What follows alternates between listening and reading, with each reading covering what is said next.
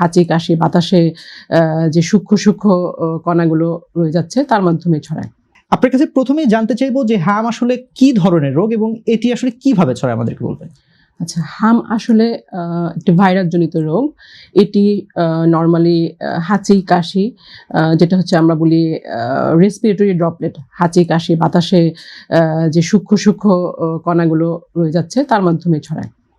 আচ্ছা, যেমনটি বলছিলেন, এবারে যদি একটু জানতে চাই যে হাম হলে আসলে ইমিউনিটি যে ক্ষমতা বা রোগ প্রতিরোধ যে ক্ষমতা সেটি কি আসলে তৈরি হয় হামের বিরুদ্ধে, নাকি আবারও পরবর্তীতে দেখা দিতে পারে?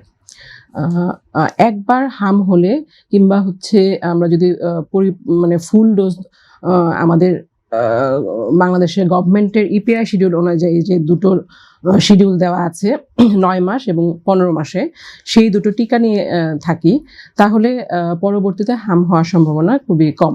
আচ্ছা, হাম যে লক্ষণ রয়েছে, বেশ কিছু লক্ষণ রয়েছে। আমরা কিন্তু অনেক সময় হয় কি যে সাধারণ অবস্থায় ঠান্ডা জ্বর বা গলা ব্যথা হিসেবে আসলে এটিকে অনেকেই উপেক্ষা করে বা স্কিপ করে যায় লক্ষণগুলোকে। কোন লক্ষণগুলো দেখা দিলে বোঝা যাবে যে আসলে এটি হাম হতে পারে, তাৎক্ষণিক একজন চিকিৎসকের কাছে যাওয়া উচিত? হামের প্রধান লক্ষণের মধ্যে আছে হচ্ছে জ্বর। আমাদের হচ্ছে সবার প্রথম শুরু হবে জ্বর, সর্দি, কাশি, চোখ লাল হয়ে যাওয়া এবং নাক দিয়ে পানি পড়া থাকতে পারে সাথে। এগুলো প্রাথমিক লক্ষণ। আর হামের যে র্যাশটা আমরা বলি ডাক্তারি ভাষায় হচ্ছে ম্যাকুলোপ্যাপুলার র্যাশ, যেটা লাল লাল ছোট ছোট দানা দানা আকারে আসে, সেটা আসে ইউজুয়ালি জ্বরের 4র্থ দিনের মাথায় এটা আসে। তো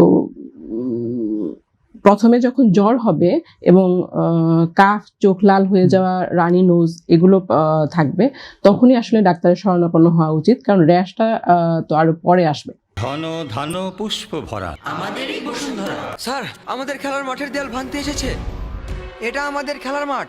আমরা তো এখানে দোকান বানাবো। কেমন দেয়াল? দেশের 1 নম্বর সিমেন্ট বসুন্ধরা সিমেন্টে তৈরি। দেশের 1 number cement Bashundhara cement. Bashundhara cement, প্রজন্মের বন্ধন।